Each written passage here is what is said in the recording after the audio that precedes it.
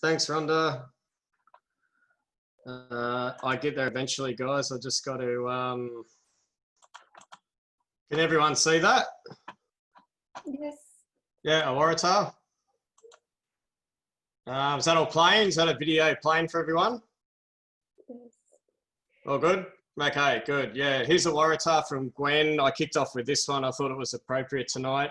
Every year, Gwen brings cuttings of this in to our face-to-face meetings, and we raffle them off.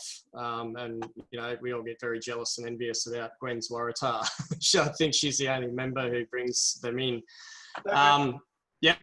Full screen, Dan. Okay, 1 second. Can you bear with me a second? I always bugger this up. Okay, I think it will work now. How's that? Yes, that's full screen. Okay, sorry, I clicked on the wrong screen. I'll just speed that up. So there you go. That's Gwen's Waratah from this year. At the whole time I've been at Australian Plant, she brings it in. So she's been growing it for quite a while. It's a beautiful plant. And she gets a lot of flower heads, and she always counts how many she gets and lets us know. So that's a beauty from Gwen there. I thought that was an appropriate one to kick off on. We're on a Waratah, but we're moving to a Mountain Devil that Gwen's got growing. So Gwen's got a pretty nice garden by the looks of things with a lot of well-established plants. Lambertia formosa, the Mountain Devil, just showing the fruits there. I think Gwen sent in about 5 30-second videos or so it's good that she's got the hang of it. That's a really nice specimen if you can get that to grow. Another Sydney plant, found on sandstone mainly and sandstone shale soils. It's a good one. On to Ralph now. I'm sticking with the Proteaceae to start with. Ralph's sent in a fair few videos tonight. He's been out and about, which is good. So we've got a combination of garden and bushland stuff, but here's Pecunia pinifolia.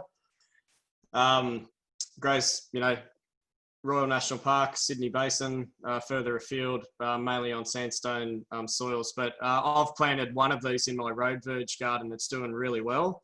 I've also seen some planted in a public school as well where they're doing really well. So it looks like this particular Pecunia might do okay.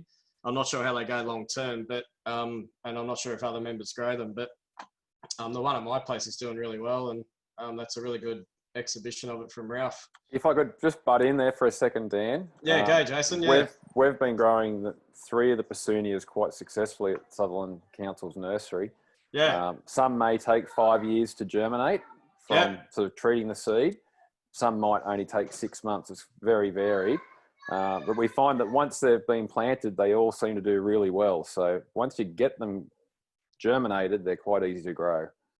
Excellent. Yeah. Good. Thanks, mate. Yeah. There was some information from the Mount Annan Botanic Gardens as well. It came out, I think, in some APS publication about 2 years ago, perhaps, on like dormancy of Pecunias and cracking that germination.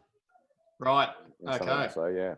Good one. I'll be good to hear more about you on that, from you on that in the future. Yeah, because I know Rhonda's interested in them, and yeah, some other people too. It's there.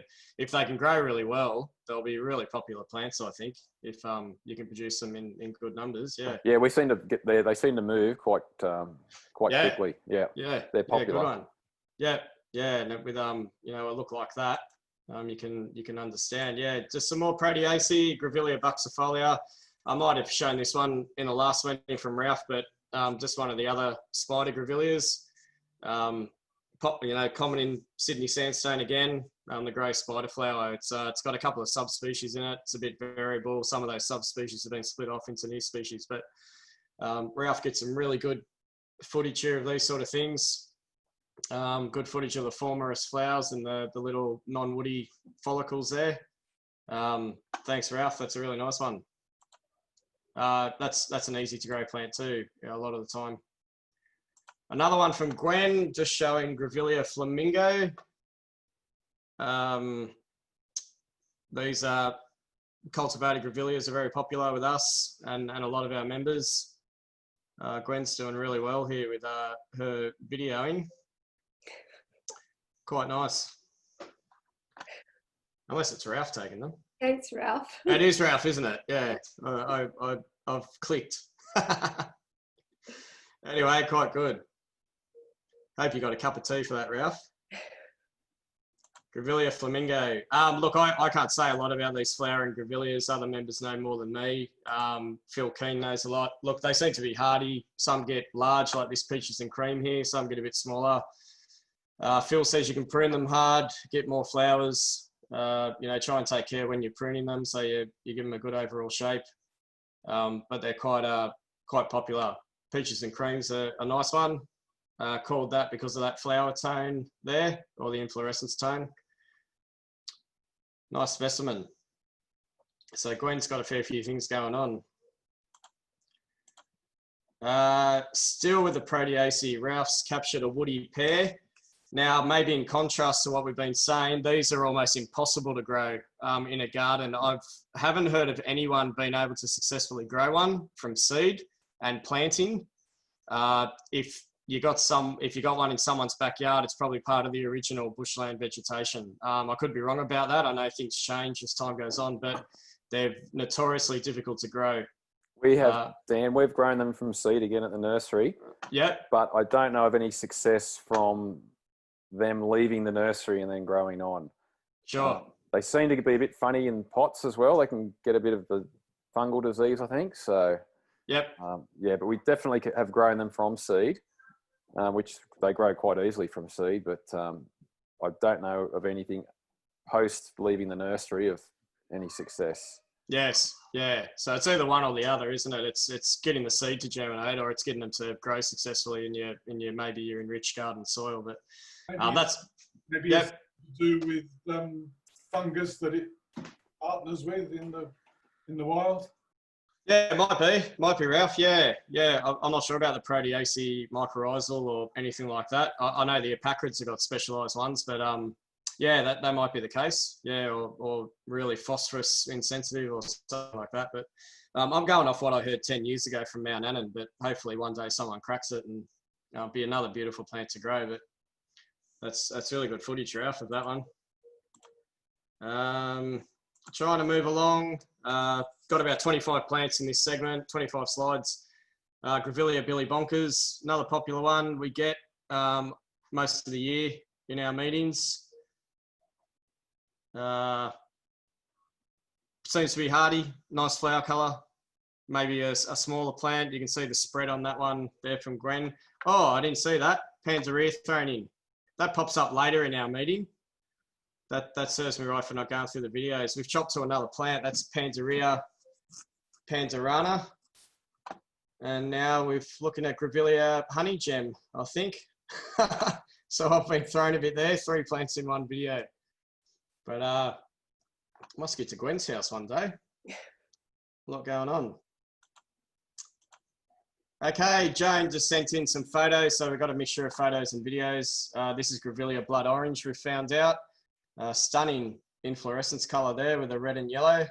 It's another hardy Grevillea. Remember, all these Grevilleas are typed up in a A4 document on our website, the Sutherland website. You can download it. I update it every month. More plants keep getting added as we have more meetings. You can download it. It's a 70-page PDF split into tree shrubs, and that you can read all about these Grevilleas. I have researched them at one stage or another. I just can never remember which ones are which. We're moving on to terrestrial orchids. This gets really exciting. Jill sent in these photos of what we call flying duck orchids. If you're not familiar with these, Calliana major. Common in Sydney sandstone bushland at a certain time of the year, probably around now, spring. You don't see them all the time, but this flower is completely stunning. It's a highly modified orchid flower, and they call it flying duck, and you can probably see why there. And can you believe it? Ralph had a video to follow up that photo of Jill's, so I paired those together, and I've tried to do that through the whole meeting. They're really funky, I guess, when you see them. There's no other word for them, really. They're interesting. They've probably got a specialised insect pollinator or something like that. Pretty common. You can find them quite readily. You just got to be in the right spot. There's a few known spots in the Royal where they pop up alongside tracks and things like that. They're not too hard to find at the right time of year. Aldo sent me this in, just on the email. Aldo, I think this is Prasophyllum elatum, but I can't be totally sure. I had a really quick look. Elatum's one of the common ones in Sydney and a bit further afield. If you look at the images on PlantNet, it's a good match. There are a whole heap of Prasophyllums, so a lot of them don't grow in the Sydney area, but there's a couple more that do. But I think that's Prasophyllum elatum. I think Aldo got this on the Curragh Moors track, I think he said. They get called onion orchids, but this particular species is called piano orchid. I'm not sure why. Maybe it's the tones in the flowers of ebony and ivory. I'm not too sure. But I see these in the Royal every now and then on the track going down to on the Wallamara track and places like that. They're quite interesting, quite eye-catching when you see them. They've got flower spikes up to about 50 centimetres or more tall, maybe 70 centimetres. They're quite stunning. Prasophyllum elatum, just note, I could be wrong about the species. And then Ralph's got a Thelomitra, our really popular sun orchids. This is Ixioides, one of the common ones in the Royal that pops up in large numbers in a good season on some of the fire trails. They're called sun orchids because in the morning the flowers are closed a lot of the time, and then the sun comes up and the flowers open up, and you can always sit there and watch it if you're happy to do it.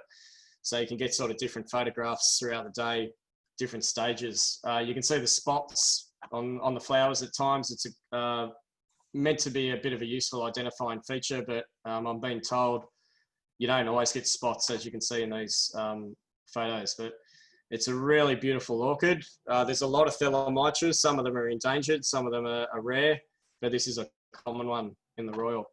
And there's probably a flower not quite opened from the sun. But Ralph's got this one again. It's a really beautiful plant, quite eye-catching if you see it out in the field. That's Thelomitra. Just move on. Ralph got a wedding bush. Always a nice plant to see. Rhizinocarpus pinifolius. It's just a Sydney sandstone plant and a bit further afield. Not normally found around sandstone outcrops and places like that. I think you can get 5-petaled or 6-petaled flowers some of the time. It's in Euphorbiaceae. It's in that group, and called wedding bush because I believe it used to be popular in bridal bouquets years back. I'm not sure how well it grows. I think some members grow it. I think I have heard of some members growing it, but I'm not sure how readily. Other members might know a bit more about it. Feel free to jump in with any comments. Jill sent this one in. I love this plant and I just don't get the time to grow it. These were on Gardening Australia a week or two ago with Costa. Costa was down there. They got massive displays of these, and I'm thinking of going down with the family and having a look. But paper daisies, Pseudochryzum bracteatum, if you can grow them in a mass display, they're really nice. They can be a bit temperamental and not last that long, but you just collect seed and try and grow some more. Really nice plant if you can get a bunch of them together. Yeah. Is Jill there? How long have you been growing those for, Jill? Are you able to say anything? Yeah, I got those from the meeting, from the Sutherland group meeting. I was selling them in little packets. Yep. And that's the first time I've grown it. So they said on it, be careful that you don't think they're weeds when they come up. So I put an old hula hoop down on the ground and planted that sort of size area, and it looks really lovely. Yeah. I planted them in winter. Oh, nice. Nice. Early. Beautiful. Yeah, thanks for that, Jill. They're fantastic. You get yellow ones as well. Yeah. And I did the same, although the bloody possums got most of mine. But I've got, no. got about 5 left. And Dan, I've got a nice wedding bush growing out the front that's about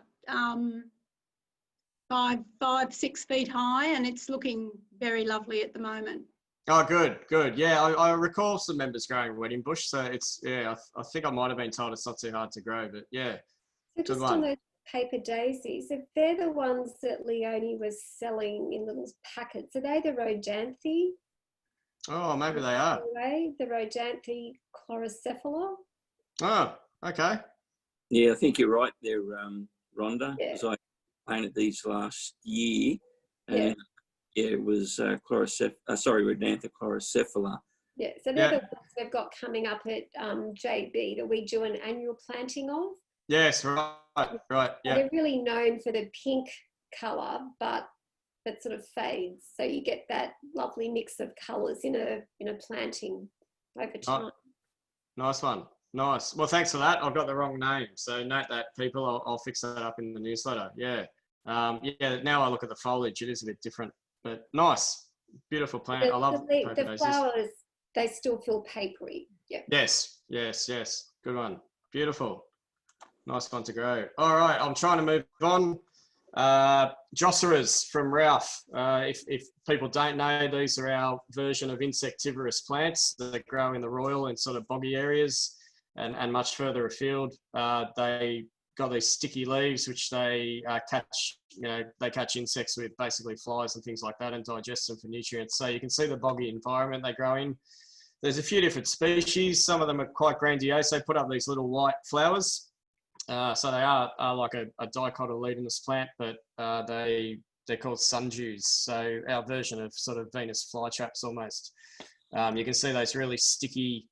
If you get your hands on, that's really sticky, glandular sort of viscidness there, I guess, to catch those insects and digest them.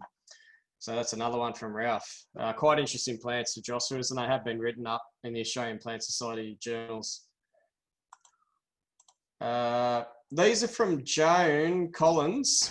I don't know if you're there, Joan. Do you want to just have a comment about what we've seen? I thought this was a sort of dense layer of ras fern you might have here going on.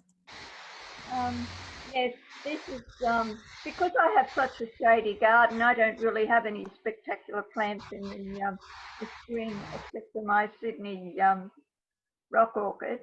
So that was ferns, and there's it started off with the tree ferns, the cooperi, cooperi, and the other cooperi, I'm not too sure which one it is. Okay, so right, Cyathea cooperi or australis, yeah. And the little fern on the ground with the lovely pink tips is the ras fern. Yes, Studia aspera. Yeah. That's right. Yeah. Yeah, nice one. Okay, and you got some nice displays. It still looks really nice. It's really nice, shady little microclimate. It's beautiful.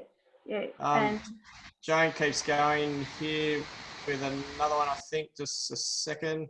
Yeah, beautiful patch of ras fern, which grows in sandstone bushland. That's a beautiful patch. Be keeping all the weeds out too. Quite nice. And it culminates in, I'll get there, this beauty here. Yes, so this year is the year that it's off year. So it's only got about 20 flowers in, and normally in a good year it will have 60 flowers. Oh, okay. But I've noticed every second year is a lay year for it. Yeah. How long has that plant been there for? Ever since we moved into the place. It was on That's what I thought. It was like there's a pathway between, just a grassy area. Yeah. And it was under the Angophora and never flowered. And somebody said to me once to put it on the rock on the other side, and it gets the northerly sunshine. Right. Yes, and it's just flourished there. Nice one. Beautiful. Well, that's a really popular plant with us and a lot of other people. It's beautiful. You can see them in Sylvan Grove and Joseph Banks. They're quite stunning. As we're on that, you go, Jane. Yep. I was just going to say, you can see that they're still very yellow, and mine are always about 2 weeks after anybody else's. Right. Okay. Yeah. Yeah. Okay. Well, this is sort of whatever Jane can do, Ralph can do as well. Here's one from Ralph.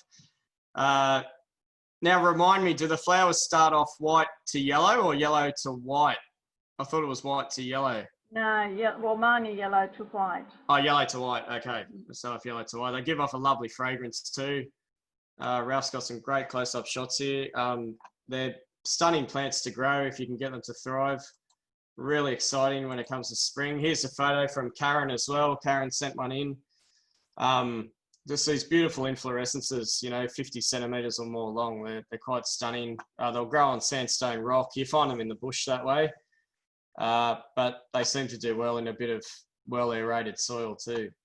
I've tried to grow them and I just haven't been able to get them to establish. That one's growing in an old wheelbarrow off the council pickup off the side of the road. Oh, nice one. And But what's it is what's still the crushed sandstone?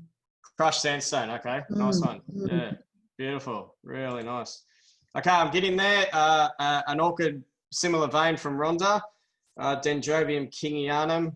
Rhonda's got this growing epiphytically, so one of the rock orchids. It's mainly got a north coast distribution in New South Wales. You find it up the north coast mainly. That's a beautiful one. Rhonda and I think this is just a version of kingianum. It's normally got pink flowers, but it's a beautiful plant, growing really well, heaps of flowers. It's really nice, Rhonda. And just quickly going to Ralph. And I believe Ralph told me he got this one, I think, pilfered from Aileen Phipps. Is that right, Ralph? Yes, that's right. Just when she Moved out. Yeah. Well, that's a really nice one as well. Really happy to see you getting those to grow really well. They're beautiful. Dan, I'm just wondering if the previous one of Rhonda's was delicatum. Oh, thanks, John. Okay, delicatum. Nice one. Thanks. I'll write that down, John. Thanks a lot. Okay, beautiful. I think I'm almost there. Okay, now I'm up to the garden of Lisa Godden. I sent Lisa a message. She might be happy to talk us through this because the audio is a bit soft. Lisa, if you're ready to go, I'll just press play. We've got a 3-minute video of Lisa's garden. So I think that's new growth on an Isopogon cuneatus. That's a swamp daisy that's going at the moment. Pimelia linifolia bud. That's my Banksia blechtnifolia. Dryandra. I don't know what kind of Dryandra. A new one I put in. Brachyscome that's doing well. And I've only got a very new garden, so I took a big video of all of it. It's only just gone in because I've just replaced a big tree that was there. So I've got all sorts of stuff in there. Conostylus candicans, kangaroo paw. Really beautiful, and some kangaroo paws that are still quite happy. Nice. We've got Where's this, Lisa? Banksia Grace Point. blechtnifolia. Oh, lovely. Seems to be Okay. doing well, and some flannel flowers. Yeah. And Brachyscome. Another Banksia here. I think that's Banksia bird song, spinulosa. And up the back there is a little Isopogon formosus. Some rock orchids which are sort of liking this spot. I'm not sure, they might need to be moved. What else have we got? A couple of drumsticks. Oh, nice. Little versions that are little drumsticks. This one, I think that's probably my favourite flower at the moment. It's just gorgeous. I've got some terracotta pots that have got some Aeromophila in them. Different Aeromophila. Don't know what kind of Aeromophila. Pot down there that seems to be open, so that's good. In there. Asonia. Oh, there's your, folium, yeah, good one. Pine leaf G-bung. From the suburb. nursery, thank you. Plants. I'm hoping that'll like living here. Banksia petiolaris. Some more Aeromophilas down I there. like how you've used the pots. And along the front The here, we've drainage. got Eucalyptus, I think it's Leighton's Moon Lagoon, which I nearly killed by having it in a pot with poor drainage, but seems to be bouncing back now it's in the ground. Got some little Grevillea sericea, a little pink one. A few indigenous natives tucked in from the beautiful Sutherland nursery. And down here we've got our kangaroo paws that the cockatoos wonderfully completely pruned for me, but they're coming back. Yeah. And then this is a $5 Brachyscome. I just love the colour of it. That was the Bunnings rescue job, and it's doing well. So Beautiful. that's the garden. Nice. Thanks so much for that. Waratah. Yeah. Yeah, the Waratah was coming in a bud. I can't believe it's opening. I didn't expect to have any success with it at all. Yeah. Nice one. Rhodanthe. Yeah. Yeah. Beautiful. All good.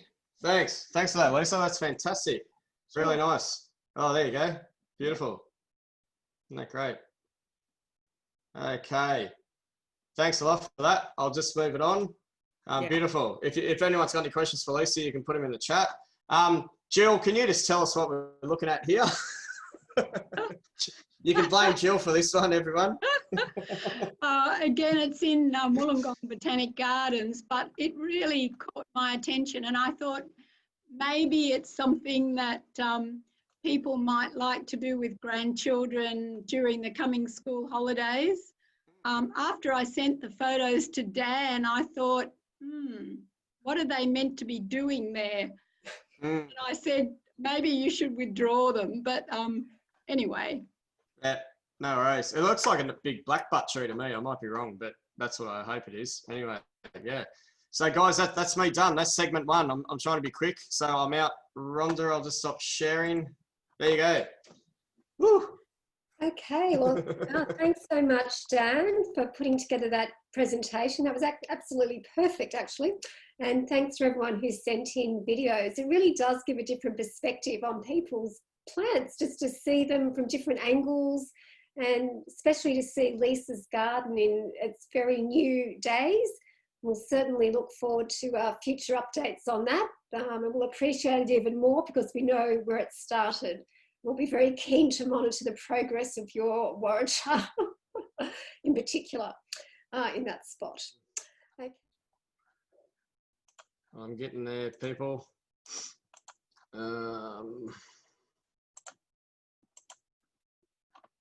Okay, off we go. How's that, all right? Pavia acutifolia from Joan. This plant showed up in the last meeting and someone else was growing it, but it's a beautiful plant. Grows in sort of the tablelands of New South Wales and the sort of the western slopes. You can find it quite commonly in sclerophyll woodlands. Beautiful plant to grow. Nice pea flowers, purple. We did say last meeting they can be a bit temperamental, give them some good drainage. They do tend to grow fast and maybe they're not that long lived, but if you get a couple of years with flowers like that, it'd be quite nice. So sticking with the peas, we've got a few peas here.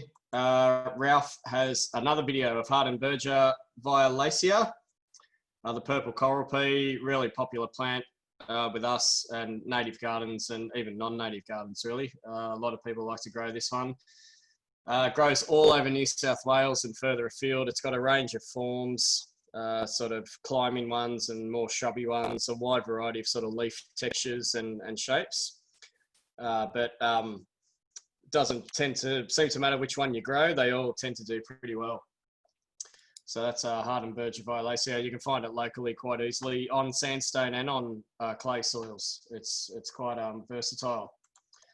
And then I teed this up with Jones. She's got a white flowered form of Hardenbergia violacea.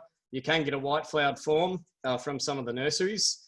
I assume it just got propagated from a wild form, I guess, with white. But the white one grows really well, and I was growing this one for a while on the pool fence, and then it seemed to sort of choke itself out, I think, after a while. But grows really quickly, really nice, and Joan's got that one going really well with all those flowers. It's beautiful. That is nice, that one. It's Edna Walling Snow White. It's its official name. Yeah, thanks, Jane. Yeah, that's what the climbing form sort of looks like with those nice, lush, sort of more softer leaves. And if you look at plants sort of further out west, like a long way out west, you'll find they've got sort of more sort of leathery leaves, a bit shorter, and they just look a little bit different. But that's a beautiful plant, Jane. Nice. Another pea, Indigofera australis. I was only looking at my one in the garden the other day. Mine sort of looking like this. It's native indigo. This has been grown by Marilyn. Really popular plant, this one. A wide range over Australia, Queensland, New South Wales, South Australia, and gets into Western Australia as well. You usually find it on clay soils more than sandstone or sort of loamy soils, but beautiful plant, easy to grow. It's one of the peas with the compound leaves. and you get this sort of show every spring. They're quite hardy, quite versatile. They're beautiful plants. I get babies off it every so often. What do you get, Marilyn? You get seedlings come up. Oh, seedlings, yes, they're known to do that. Yeah, good one. Yeah, that's good. And Phil always says sometimes on a hot summer's day later, you can hear the sort of pods popping as you walk through the bush. They sort of pop with a bit of an explosion to let all the seeds out. Karen also had one growing, and I really like the artwork in the background too, Karen. That was a good effect. But they're well worth growing. They're quite easy. If you grow one and it dies, it'd be quite rare, I would think. They're unless you get the drainage wrong or something like that, they're quite hardy. And then Marilyn had a fringe wattle, one of my favourite wattles. This one, beautiful flower, grows really well. It's really popular with our members, and it's a plant that should be used more widely. Just got to be careful a little bit. It can go weedy in some bushland areas. I have seen some bushland areas in Sydney where it's sort of colonising sandstone bushland from planting. And sandstone bushland is not really a place where you find it. It tends to be found in sort of river flat eucalypt forests and things like that. So just watch for it seeding into your neighbouring bushland if you're in that sort of situation. But because Marilyn sent that in, I threw in a photo of my own, which I don't normally do, but I threw this in quickly. That was my Acacia fimbriata earlier this year, about 2 or 3 weeks ago. It only flowered for about 2 to 3 weeks, but it put on a really good show just with a Grevillea banksii there. But I think Marilyn said she's got the dwarf one growing, I think. But it's dwarf one, and I originally planted 2 next to each other. Yeah. And one of them died and the other one grew really well. Okay, yeah. It's funny that, isn't it? Yeah, I planted 2 as well. But the other, my second one sort of traps there under that acacia decurrens in the background. But this one in the foreground, I pruned heavily last year, and that's the result I've got. So really nice plants, yeah. But they can have that weedy tendency, just like Acacia Baileyana and things like that. Joan sent this one in. Joan, I'm not completely sure, but I think it's Tetratheca ericifolia. I could be wrong about the species, but I've seen a lot of it recently in northern Sydney, and that's probably why I think it's that. It's got the leaves in the whorls. It might not be that species, but that's what I think it is. But that's a really nice plant. Tetrathecas, they hang their flowers upside down. They're now closely related to blueberry ashes or Elaeocarpus. They're in the same sort of group. And if you think of an Elaeocarpus, a blueberry ash, and this plant, they both hang their flowers upside down. And once they discovered that, well, firstly, they discovered they were closely related in terms of DNA, and then they realized that they both hang their flowers upside down, which is quite interesting and you know, pertains to a particular pollinator. But I just I think George has suggested it might be Thymofolia. Okay, it could be Thymofolia. Thymofolia has the leaves in whorls of 4 in the Southern Highlands and places like that. George could be right. I'll bear that in mind too. I thought I could see some leaves in whorls of 5, but George could be right there. Yeah, Thymofolia is a nice one. That grows in the, like I said, in the Southern Highlands a lot. I see it. That could be right. If it's Thymofolia, ericifolia, they're similar looking plants. Don't grow to about 30 centimetres tall, maybe a little bit taller, and put on a profuse show of flowers. But I've never tried growing Tetrathecas, but Joan's got this one going really well. It's a nice one. Ralph's got a photo. A similar looking plant, but a different plant. Baura rubioides, the dog rose. Oh, I've done that again, haven't I? Let me try that. There we go. How's that working? So there's another video running underneath, but hopefully you can see the dog rose mainly. This is a plant that is found on creek lines in sandstone in the Royal National Park and places like that. I'm not sure how easy it is to grow. I don't think it's that easy, but some members might have a better idea. I'm just going to play that again. It's got these like sort of 2 pairs of two compound leaves that sort of looks like it's got leaves in whorls of 6, but they're actually 2 leaves with 3 leaflets. It's quite easily identifiable, but tends to sort of hug the creek lines in the Royal National Park and places like that. I thought it was difficult to grow, but I think I've seen them growing in Sylvan Grove Native Garden and places like that, so maybe they're not that hard. We put in 3 and they seem to be growing really quite nicely. They're kind of underneath a rock that gets runoff, so I think they like it kind of damp, but so far so good. Yeah, thanks, Jenny. Yeah, good one. I remember years ago I helped a guy establish a native garden at his place, and we planted some and they died pretty quickly, and you should always give them a second go, I guess, but I sort of gave up after that. But yeah, if you give them a bit of moisture, they should hopefully grow okay. But they're a beautiful plant and they're really common in the Royal and places like that. You can find them in their hundreds. There's in some places. Really nice. Thanks for that, Ralph. We're moving on to Rutaceae. We've got a few Rutaceae members. Ralph's taken this one, the beautiful pink wax flower. You can find this quite readily in certain areas in the Royal. It's not always everywhere, but there's certainly places where you can get a lot of it. Eriostemon australasius. It's the only species now in New South Wales retained in Eriostemon. All the others became Philothecas. But this one's really showy, really nice. I have seen them planted here and there, not overly often, and Ralph's getting some insects as well, some beautiful beetles. Really nice. Fantastic. I'm not sure how easy they are to grow, and other members will know better than me, but in Sydney sandstone, they pop up quite readily. Really nice. They can be dense after fire as well. Gee, insects are having a field day. It's a bit of a longer video from Ralph, this one, but I didn't realise all the insects in it. Thanks, Ralph. Fabulous. Really nice. Yep, I'll just skip. And then to pair that, Jason sent in this one from, what'd you say, Jason? Cape Bailey, I think, in the email. This is, I think, Philotheca buxifolia, a species, sorry, it says Sydney Baronia there, that's wrong, ignore that, but it is Philotheca buxifolia.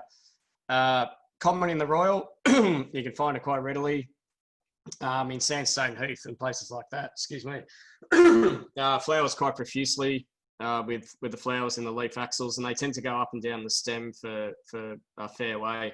I don't think I've ever seen it cultivated. Jason might know a bit more about that. It'd be a beautiful plant to grow if you could get it to grow. Some of these Rutaceae are a bit temperamental in the garden. Keeping with Rutaceae, this is the Sydney Baronia that Ralph's capturing here, Baronia letifolia. I've seen a lot of this recently in northern Sydney. It's been a good year for it. In the Royal, you can normally find it quite readily too, though I haven't been for too many walks in the Royal in spring yet, but it's a common Sydney Baronia.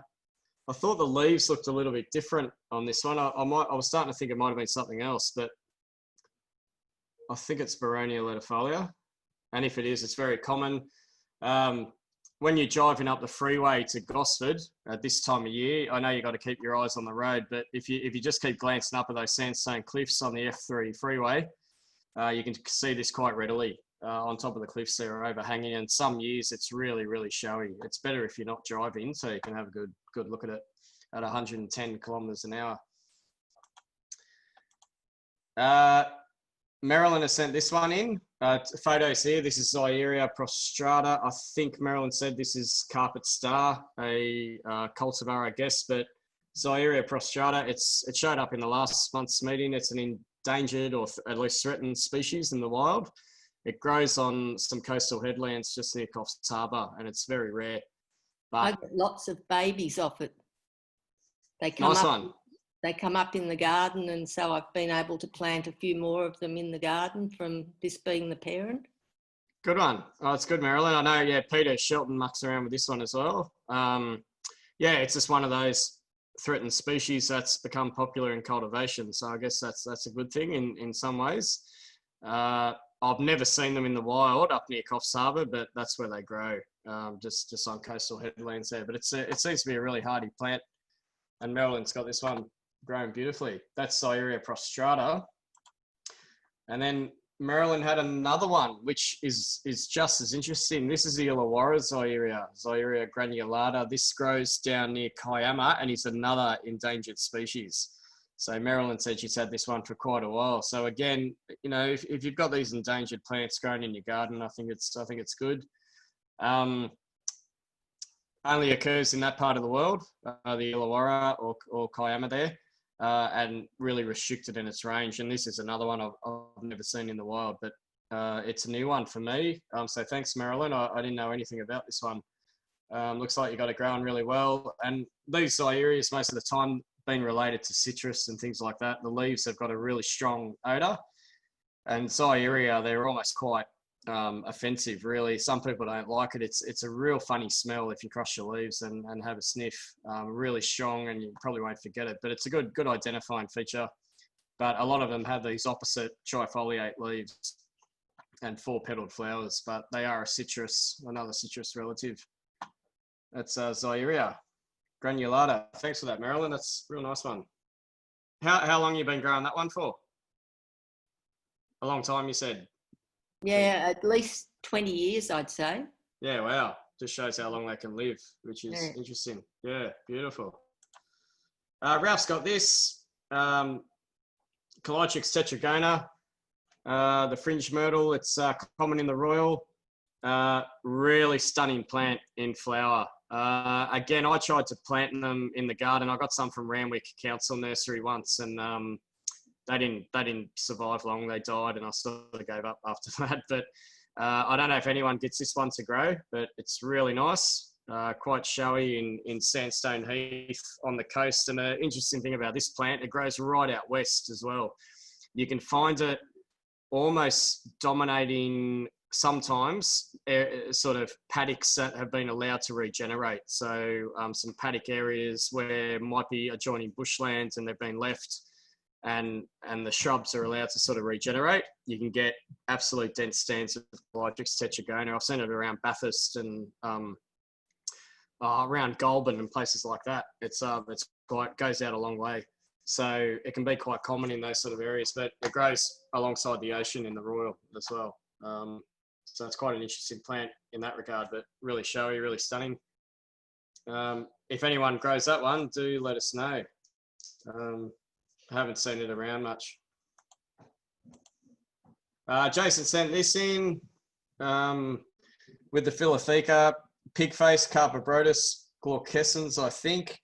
It looks like a daisy, but it's not. It's not a daisy member. It's in a sort of obscure family. It just almost has a sort of flower head there that looks like a daisy, but pigface. It's a different sort of plant. Succulent leaves, very hardy.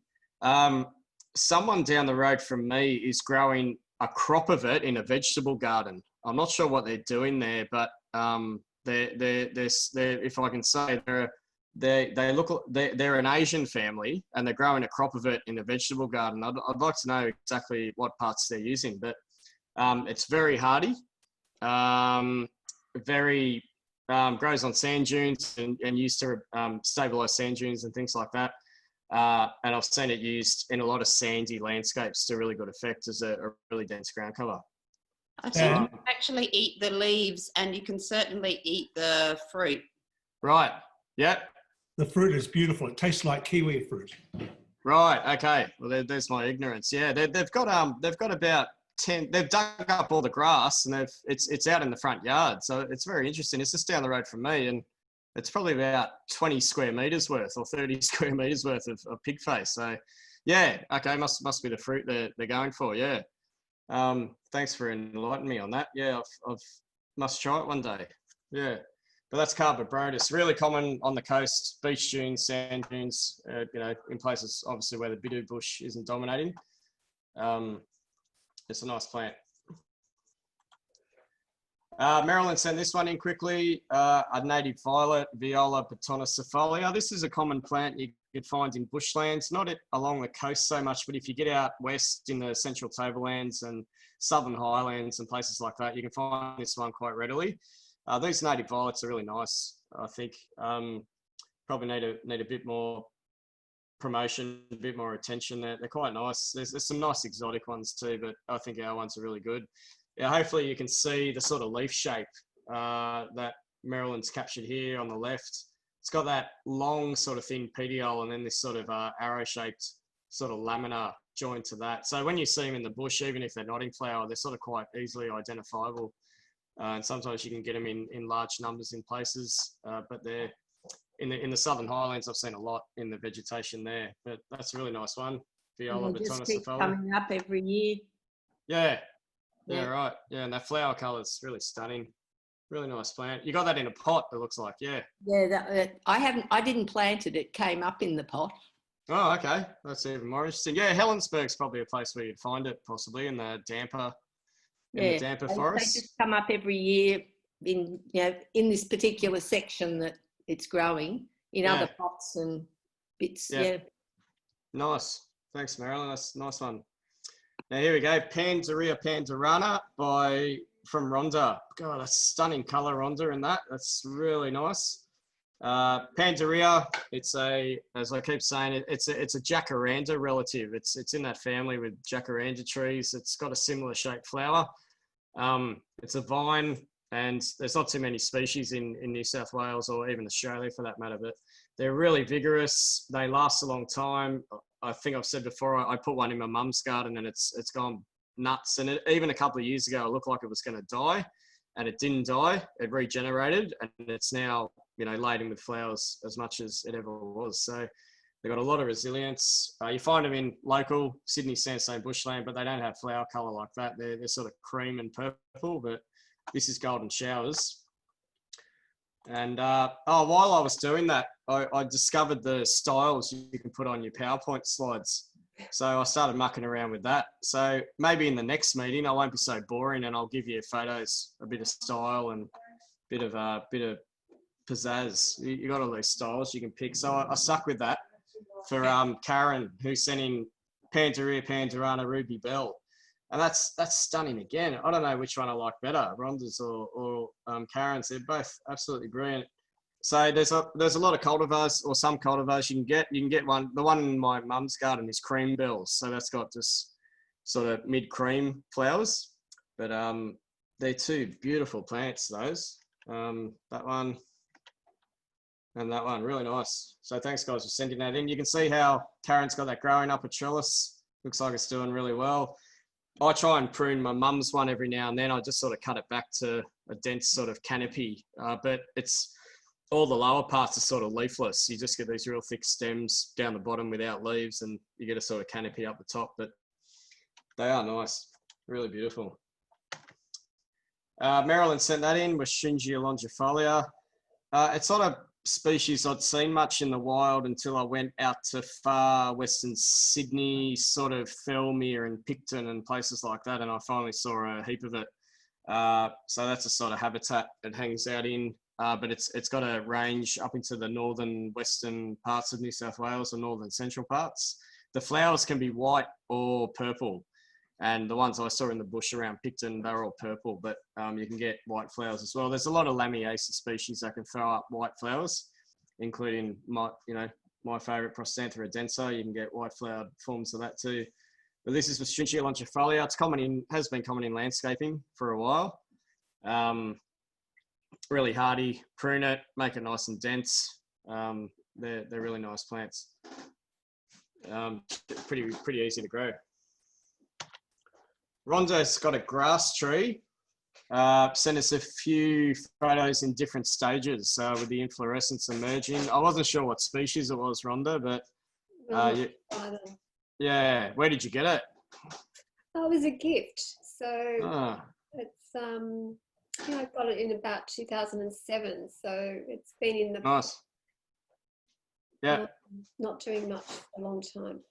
Yeah, they're a bit slow, the xantha is, but they're once you get a flower on them, they're well worth the effort. So that's that.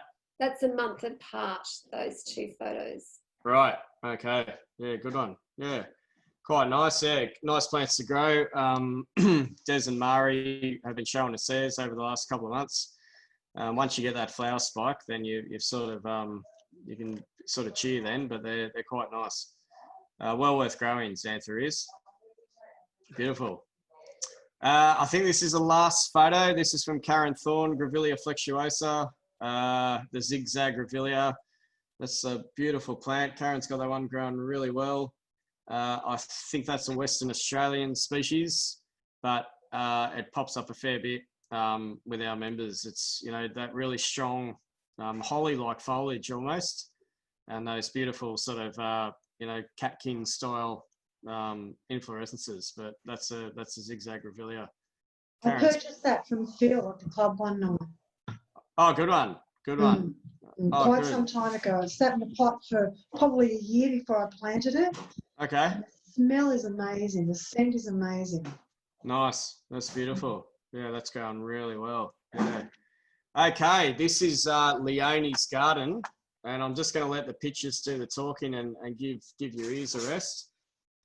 It starts off with a really beautiful acacia. I think it's denticulosa, I think. I'll just press play. Leonie's garden.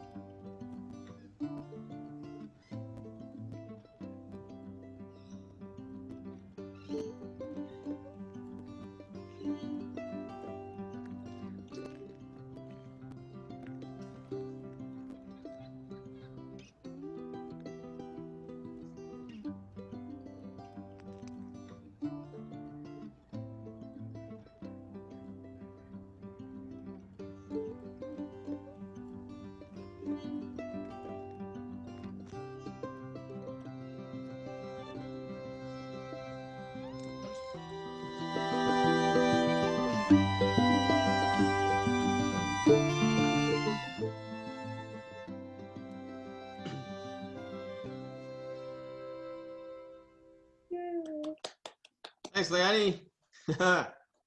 Beautiful. Did everyone get 20 plants? You should have. Yeah, good one. Really nice. Thanks, Leonie. That's great. I just love how the plants don't care that humans are currently going through a crisis, isn't it? Good to see.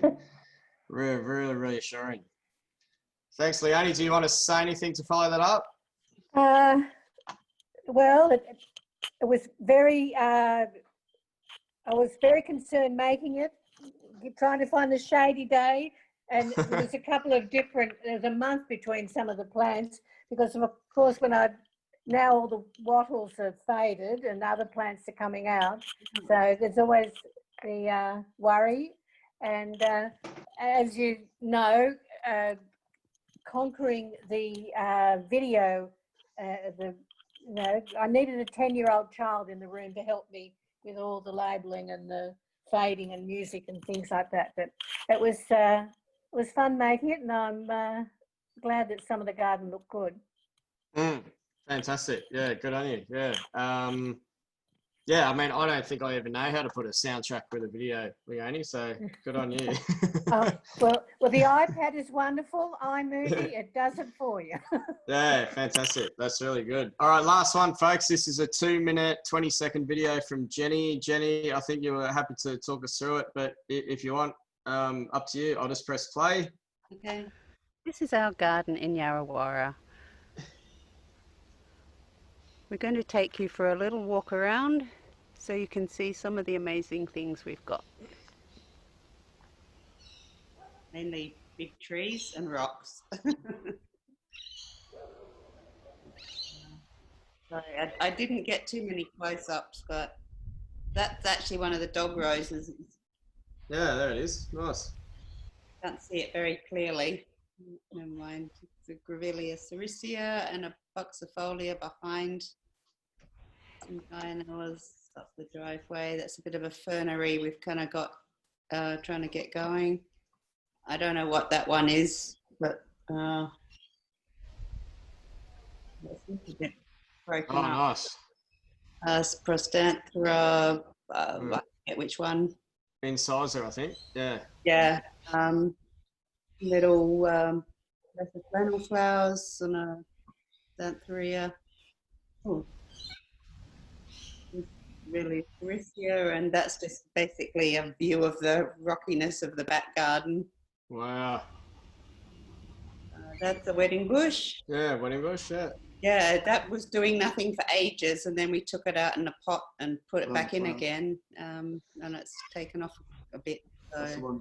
That's the pea that I meant to show you last time. Yeah, that's Dawinia retorta. Yeah. And Grevillea superb. Some hardened verges. Yeah. Back by the wall. And it's just our sort of wilder corner of the back garden. And there's a G-bung up there. Can't see it very well. There's a younger G-bung and a Chlorizema. But they're not really showing up very well. Oh, there's another flower on my Melaleuca fulgens. And just some, and a bit of lichen on some of our rocks to finish. Lichens, yeah. Yeah, they're interesting. Yeah. Thanks, Jenny. That's fantastic. You certainly got a challenging site to work with. Yeah. Definitely. Yeah. All right. Yeah. That was it, everyone, for now. Yeah.